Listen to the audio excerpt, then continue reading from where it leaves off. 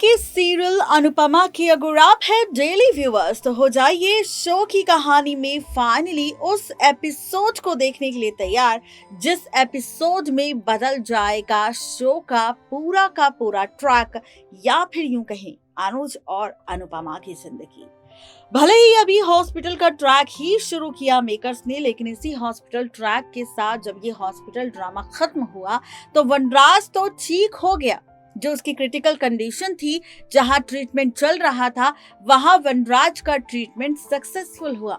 लेकिन ये क्या, यहाँ पर बेचारे अनुज ट्रीटमेंट के बाद खतरे से तो बाहर आ गया, लेकिन बेचारा पैरालाइज्ड हो गया क्योंकि अनुज को ट्रीटमेंट के दौरान ही पैरालाइटिक अटैक आ गया, जिसकी वजह से अनुज पैरालाइज्ड हो गया। और जब अनुज के पैरालाइज्ड होने की खबर बेचारी अनुपमा को मिली तो उसके पैरों तले जमीन खिसक गई। जी हाँ, ये सारा ड्रामा शो में अभी हुआ नहीं लेकिन होगा।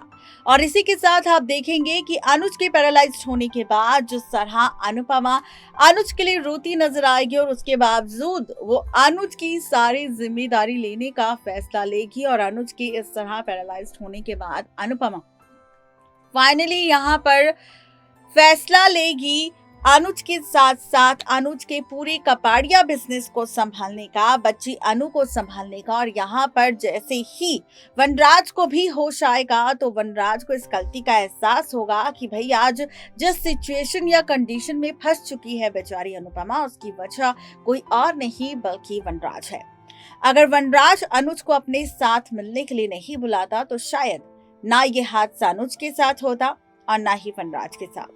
अब जब ये गिल्ट होगा वनराज को तो इस गिल्ट में वनराज सबसे पहले तो अनुपमा से माफी मांगेगा।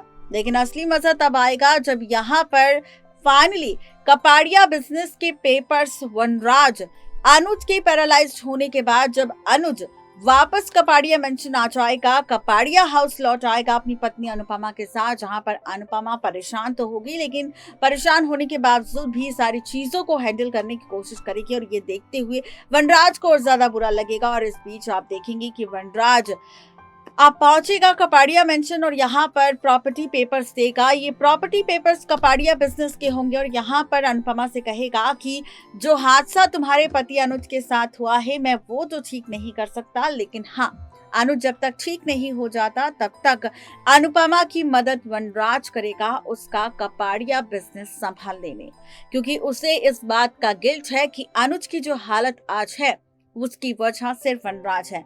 और वनराज अपनी इस गलती को सुधारना चाहता है अनुपमा और अनुज की मदद करके।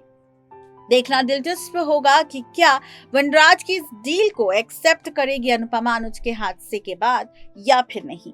आज के लिए सिर्फ इतना ही, तब तक के लिए गुड बाय।